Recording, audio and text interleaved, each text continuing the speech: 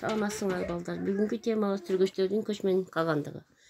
Түргөчтөр алгач Алтайды негиздеген, Алтайда мекендеген. 7-кылымда Тарбағатайдын башынан Кара Ийти дарыясынын жээгине чейин жер которгон. Түргөч уруулары сары түргөчтөр жана кара түргөчтөр урууларына бөлүнүп, 699-жылы династиясыны сары түргөчтөрдүн уруу башчысы Үчүлүк Каган негиздейт.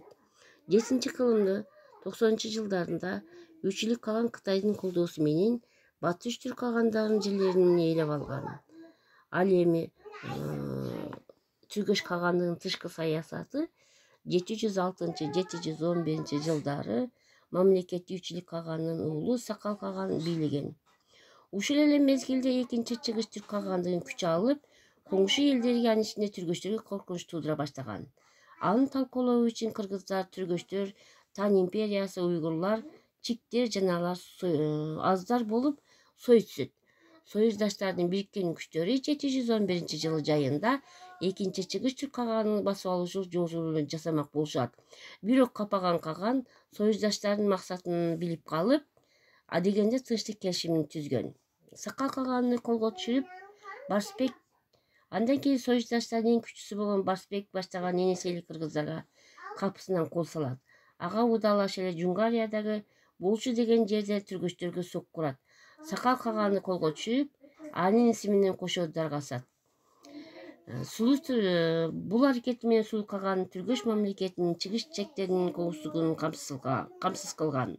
Андан кийин батышта Сулуу Каган Мавереннахрдагы отурукташкан элдердин араб аскерлерине каршы күрөш үчүн жетекчилик кылган. Араб булактарында араб халифасы Кишам түргөчтөрдү ислам динине өтүшүнү сунуштаган.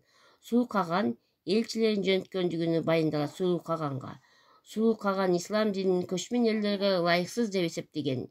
Ислам динин кабыл алуудан баш тарткан, бирок ага карабастан ислам дини акырындык менен соодагерлер жана ислам динин таратуучулар аркылуу түргөчтөргө тарай берген.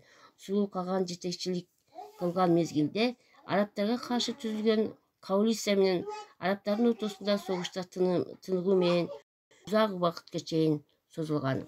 Сулуу Каган араб аскерлеринен жеңилип калып, Жети Суудагы ордосуна кайтып келүүгө аргасыз болгон. Сулуу Каган сары түргөчтөр тарабынан өлтүрүлүп, Кагандын өлүмү кара түргөчтөр менен сары түргөчтөрдүн ортосунда бийлик узакка созулган. 766-жылы түргөч кагандыгы карлуктардын сокусунан кыйраган. Түргөчтөрдүн кыйрашы менен түктөрү Бумун негиздеген Ашина династиясы кайрадан бийликке келген.